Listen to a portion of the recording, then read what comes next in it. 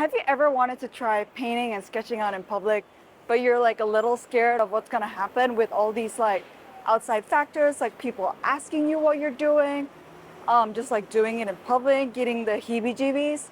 Well, I've got a few tips on what you can do to maybe start off really easy, and we're gonna do it today. Let's go.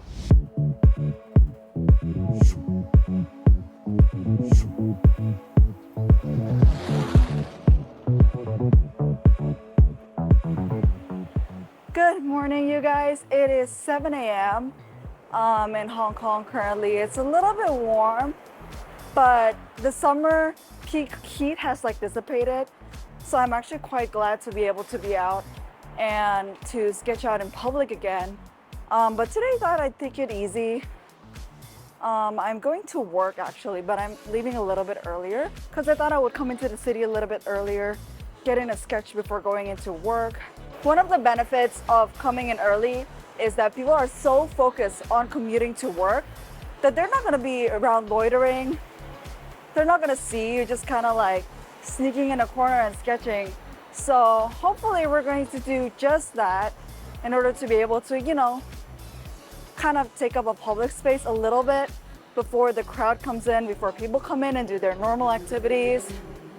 And I think I have a good location in mind on where we can go and sketch without a lot of public disturbance. I'm gonna take you there in a bit. Let's go.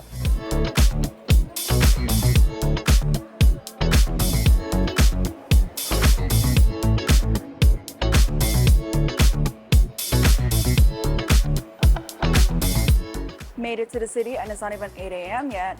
And my office is actually just nearby. So I'm also making it really convenient for myself by picking a location that is not too far from where I have to go. So it makes it even easier. It makes me, able to take my time if I want to flesh out a sketch a little bit, if I want to enjoy the coffee a little bit. Oh, oops, that's a spoiler right there. So yeah, we are heading to a cafe in a mall. And I think at this hour, people usually just grab coffee to go because people are just grabbing their cup of joe, going straight to the office. So there's going to be seating. We can take a seat. We can take our time. Plus it's air conditioned, so that's always a bonus.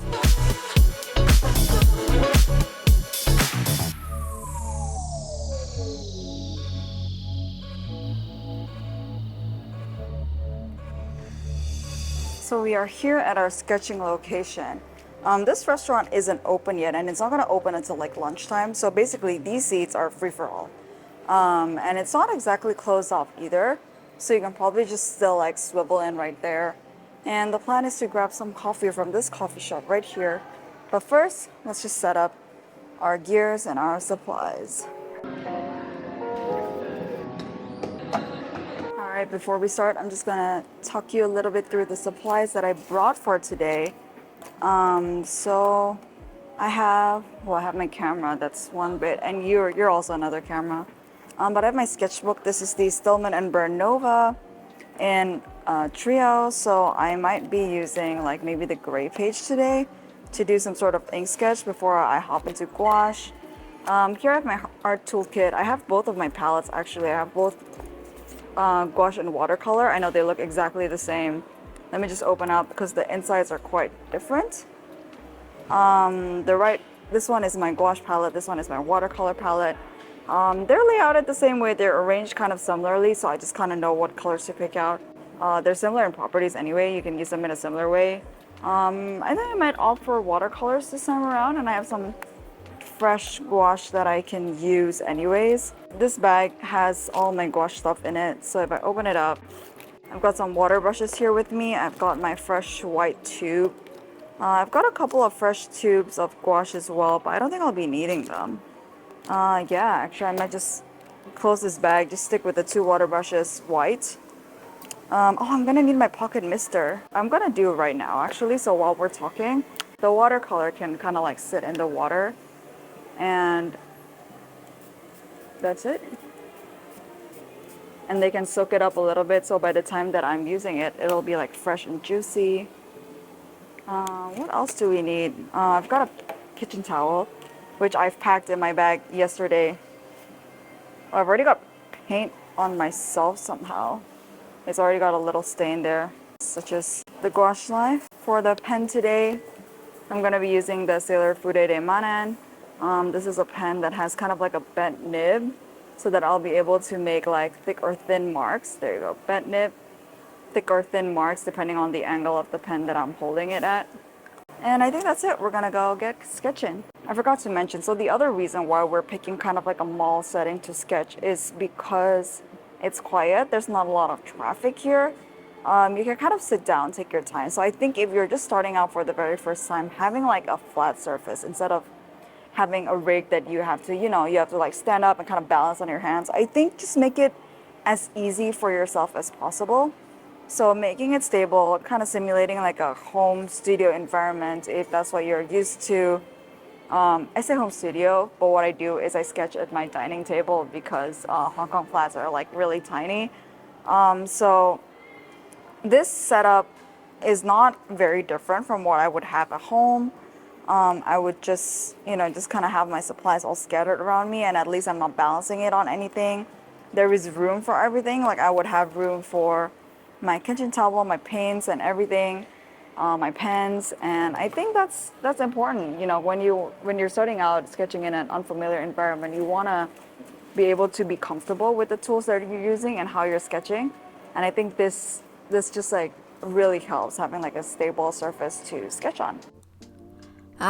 One fine morning before my coffee, which might explain the mistake that I made in the beginning of recording this, is that I recorded the sketch, but I recorded it in the wrong mode, as in I didn't record it in a time-lapse mode. So what happened was I severely overestimated the coolness of the air conditioner in the mall, and essentially it was still way too hot for my camera, so it gave up a little bit after I sketched this. I'm really sorry, but I assure you, you did not miss much, and you will get to see a preview of my sketch before I start coloring in. But anyways, I did start with the big shapes, and then I just worked my way into the smaller shapes, smaller detail, the people, the coffee stuff that's happening, and this is where it gets cut. Alright, so that is the finished sketch, like maybe a good 2-3 minutes later. I promise I did not spend a lot of time on this.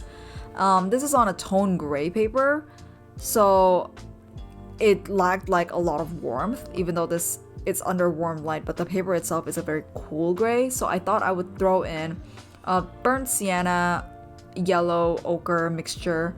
I forgot to mention, so because I misted the watercolor at the very beginning, and I probably left it sitting for like maybe 5 to 10 minutes, it was so juicy and so easy to re-wet. I'm like actually thinking like this is why people use watercolor with white gouache, because like it's such a dream to re-wet watercolor compared to rewetting gouache. Something that I should know since I work with the two mediums for the past 2 years.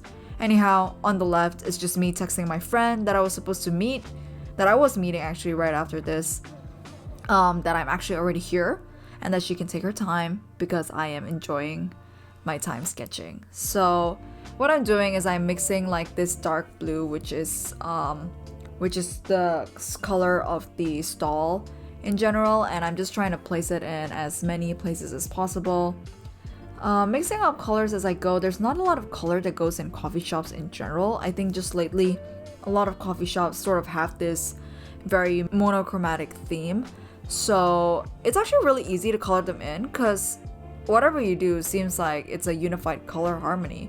Like really the color that popped out the most is the reds that I will put later in the details of some of the coffee machines, and a little bit in the color of the skin. Oh, now that I popped in that mask white, you can really see that the paper is not gray because that white just shines so much brighter. But I think I really like that I also encapsulated the whole sketch in a warm color first, so that the cool color inside and the cool color outside just creates like this nice contrast, complementary and scene that makes you kind of feel like it's a whole color spectrum. Oh, and also because like brown and blue are on the opposite sides of the color spectrum. Wow, I did not think that when I was doing the sketch.